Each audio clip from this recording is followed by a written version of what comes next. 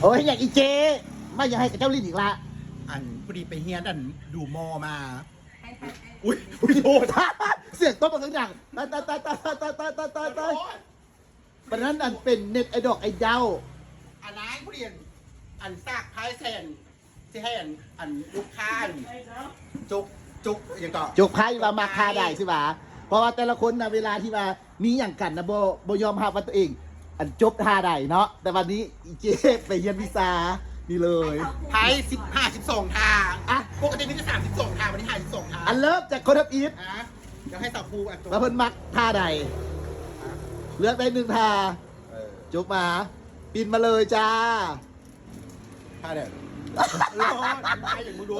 นอนตะแคงเป็นว่า โลดนอนตะเคียนทานี้สำหรับคนคุยน้อยคุยสั้น อ่ะคนต่อไปเลยคนต่อไปเลย ถ่ายหน้าได้พอ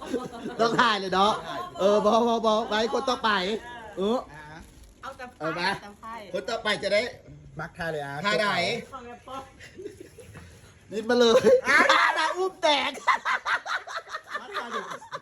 ตาอุ้มแตกเลยวันนี้กับเจ้าจะเห็นเจอัม เลิศแทะเลิ มา ศเลิศมา เจอัมสามท่า